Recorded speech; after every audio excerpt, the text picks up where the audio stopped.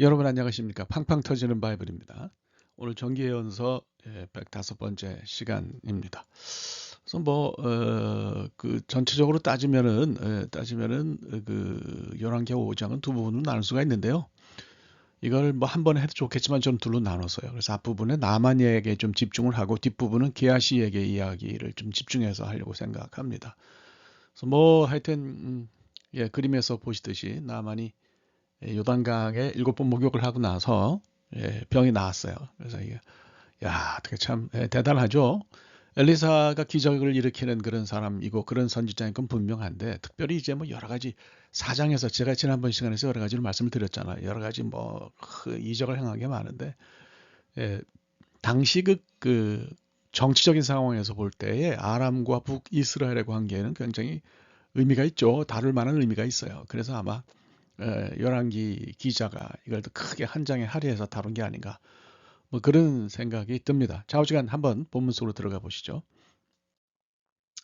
내용은 뭐 복잡하지를 않습니다. 그래서 보시다시피 여기가 이제 아람이고요. 예, 이쪽이 다 아람이죠. 예, 근데 나중에 이제 지금 현재로서는 암몬 위쪽에 여기까지 다 아람의 통치하에 들어갔다.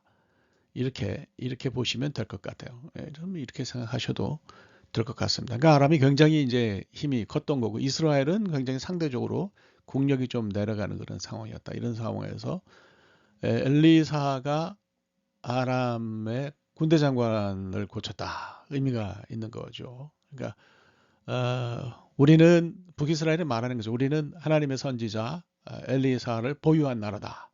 뭐 요즘 축구 잘하는 사람이 우리는 뭐 손흥민을 가졌다, 손흥민이 있다, 뭐 이런 얘기를 하는데 당시 북이스라엘에는 엘리사가 있었다 이렇게 말씀을 드릴 수 있어요.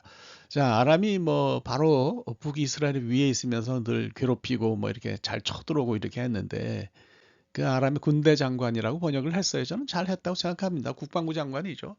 사르라고 하는 말, 사르라고 하는 말은 말하자면은 프린스, 왕자라는 뜻으로도 번역이 되지만 방백 또는 장관, 장군 뭐 이런 사람으로도 번역이 돼요. 자바는 군대죠. 밀리터리.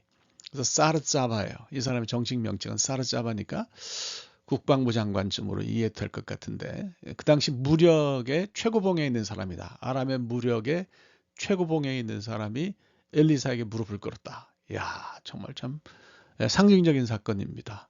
그러니까 뭐 무력보다 하나님을 믿는 믿음과 신앙, 하나님의 역사, 하나님의 능력, 하나님의 힘 이런 것이 모든 것을 압도한다. 이렇게 여러분들이 생각을 하시면 될 것 같네요.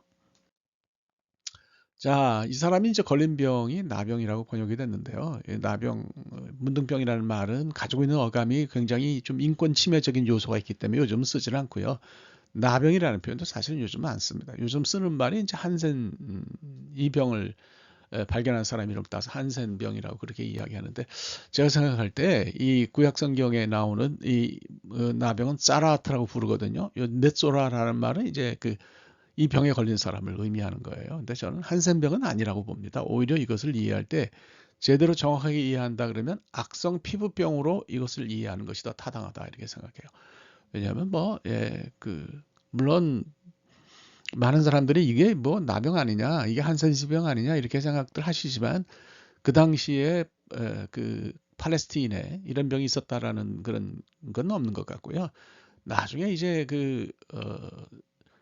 인디아의 알렉산더 대왕이 원정을 갔잖아요. 그건 기원 후잖아요. 그러니까 뭐 기원 전, 기원 후 바로 그 중간에 비로소 우리가 이해하는 한센시병이 구약의 세계, 신약의 세계 쪽에 왔던 걸로 보이고요. 이거는 악성 피부병으로 이해하는 것이 제가 볼 땐 이것이 타당하다 이렇게 생각합니다. 그래서 이렇게 본다 그러면 나만이 걸린 거는 잘 낫지 않는 악성 피부병. 우리가 이제 레위기를 보면 정결법 나오잖아요. 거기도 보면 나병이 옷에도 걸리고 집에도 걸리고 그래요. 그러니까 이거는 곰팡이 얼마 전에 기사를 읽으니까 지금 지구가 온난화라고 하면서 곰팡이가 새로운 바이러스에 의한 새로운 사람들을 해치는 그런 원인으로 등장하고 있다 그러는데요. 그 당시에도 이제 이렇게 이것을 이해하면 좋을 것 같아요. 그래서 피부병은 뭐 예나 지금이나 잘 낫지 않습니다. 꼭 그 한센스 병이 아니라고 하더라도 약을 오랫동안 지금도 먹고 독한 약을 그래야 조금 호전이 되고 그런 정도예요. 그러니까 피부병은 뭐 그 어렵죠. 특히 이제 그 자녀를 기르시는 분들이 아토피 때문에 자녀들이 걸리는 아토피 때문에 아주 염려하고 고생하는 분들이 많잖아요. 피부에 트러블이 생기면 참 어렵습니다. 그래서 이것을 뭐 제가 생각할 때 한센병이냐 아니냐 이렇게 생각하는 거는 그건 큰 의미가 없다고 생각해요. 하여튼 뭐 그렇습니다. 여기서 우리가 관심을 가지고 봐야 될 것은 이슬람과 아람의 어떤 문화 차이예요. 아람은 이 병에 걸려도 관직 수행이 가능했어요. 그래서 그는 나병이 아니죠. 피부병에 걸리는 사람이었지만 나만은 그래도 군대 장관의 직을 수행하는데 어려움이 없었는데 이스라엘은 이거를 정함과 부정함으로 봤어요. 그래서 이거 정함 쪽이냐 부정함 쪽이냐 이렇게 봤기 때문에 부정한 사람은 그 제사를 들 수가 없었잖아요. 그런 사람이 어떻게 관직에 있겠어요. 그러니까 이거는 정하지 않고 부정했기 때문에 이거는 가능하지 않았다 이렇게 우리가 봐요. 그러니까 이런 문화가 굉장히 차이가 있었다 이렇게 우리가 생각을 할 수가 있습니다. 자, 뭐 저는 2절을 읽으면서 좀 분노했어요. 아람이 나빴어요. 휴먼 트래피킹, 소위 인신매매는 오늘날도 굉장히 나쁜데 전에 아람 사람이 떼를 지어 나갔다 그래서 이거는 뭐 공식 전쟁이라기보다는 그 공식 전쟁도 여러 번 있었지만 공식 전쟁과 공식 전쟁 사이에 이 국경지대를 침범한 사건이 많았던 것 같아요. 그래서 가서 북이스라엘 땅에서 어린 소녀 하나를 잡았는데 이런 짓을 했다는 거죠. 이거는 굉장히 나빴어요. 그런데 참 이 일 자체를 통해서 하나님이 뭘 하셨다 이렇게 보기보다는 이런 일을 하나님이 divine intervention 하셨다. 그러니까 하나님이 해결하셨다는 거죠. 그래서 하나님의 놀라운 능력이 소녀가 잡혀간 건 나쁜 일입니다. 그것 자체를 통해서 뭐 하나님은 그러면 소녀의 인생은 뭐예요? 그러니까 그렇게 우리가 생각할 수는 없는 거고요. 소녀가 잡혀갔지만 이 소녀가 자기 역할을 거기서 한 거죠. 그래서 엘리사의 정보를 전달을 했고 결국 소녀와 엘리사를 통해서 하나님의 능력이 당시 강국이고 힘이 센 나라이고 북이스라엘을 압도하던 아람에게도 드러났다. 이렇게 보시면 돼요. 그러니까 인간은 하나님의 계획이나 이런 것을 망가뜨리고자 하는데 하나님은 모든 것이 합력해서 선을 이루게 하시는 그런 역사를 행하신다는 것을 여러분들이 기억하시면 좋겠습니다. 자, 어쨌든 그 나만이 이제 자기 왕한테 가서 아이 뭐 북이스라엘에 뭐 선지자가 있는데 자기를 고친다 그런다. 그러니까 왕이 보내죠. 그래서 서한을 써서 보내는데 이스라엘 왕이 이제 그걸 읽고 옷을 찢었다 그랬어요. 옷을 찢었다. 그 옷은 이스라엘 사람들에게 제2의 피부입니다. 그러니까 옷을 찢는다고 하는 것은 자기 피부를 찢는 거예요, 사실은. 그러니까 얼마나 탄식이 심한 건지 알 수 있는 거죠. 자기 옷을 찢었다고 하는 것은 비싼 옷을 왜 찢겠어요? 이유가 있는 거죠. 그러니까 탄식이 그만큼 심했다는 거예요. 아, 내가 어떻게 병을 고치냐? 그러니까 이건 시비다, 시비 이렇게 생각했어요. 근데 뭐 겉으로 드러나는 것으로 우리가 판단은 못하는 거죠. 하나님은 이제 깊은 속뜻이 있으셨고 이걸 어떻게 이제 움직여 갈 것이라고 하는 보관이 하나님께 다 있었던 거예요. 그러니까 우리가 하나님이 하시는 일의 겉을 보고 오 마이 갓 이거는 아닌 것 같습니다. 그러니까 이건 굉장히 신자로서는 하지 않아야 될 일이에요. 아, 하나님 뭔가 뜻이 있겠지. 참 거기까지 이르는 것이 쉽지가 않아요. 거기까지 이르는 것이 쉽지가 않아요. 처음엔 누구나 다 오마이갓 하다가 뜻을 알게 되는 게 일반적인데 그래도 오마이갓 하지 않고 아 전에도 그러셨으니까 이제도 그러실 거야 이렇게 생각할 수 있으면 굉장히 좋을 거라고 생각하지요. 자, 나만이 그 엘리사에게 나타났는데 궁금합니다. 왜 이러고 나타났을까? 온통 뭐 병거와 뭐 군대들을 다 거느리고 나타났어요. 그러니까 자존심이 있는 거죠. 자기가 뭐 악성 피부병에 걸렸어도 또 이렇게 이름도 없고 잘 알지도 못하는 신을 섬기는 그런 그 엘리사에게 왔어도 내가 누군지 좀 알아라 이런 거예요. 그러니까 좀 그렇죠. 그러니까 이런 자세에서 목욕을 거절한 나만의 모습을 볼 수가 있어요. 그러니까 이런 것이 연결이 되는 거죠. 그러니까 첫째는 군대 장관이에요. 그래서 이 군대 장관의 위엄을 지키기 위해서 이런 모습으로 나타났고 이것이 세 번째로 목욕 거부로 나타났다. 이렇게 여러분들이 이것을 보시면 될 것 같아요. 예. 그래서 2번에 해당하는 것이 일종의 문학적 장치를 보면 복선이다. 뭐 이렇게 생각하셔도 되겠네요. 자, 뭐 그 엘리사가 내다보지도 않고 사환을 메신저를 시켜가지고 가서 요단강에 가서 7번 목욕하라고 그래라. 그러니까 이제 화딱지가 잔뜩 났어요. 이제 처음에 이제 그러면서 너 다마스커스가 담메색이죠 히브리 말로. 이 담메색에 가면은 굉장히 좋은 강들이 있는데 그건 뭐 거기 가서 하지 뭐처럼 요단강 들어온 데서 하냐 그러죠. 예, 바르바 파르파르라고 하는데 여기 이제 H가 있기도 하고 없기도 하고 그래요.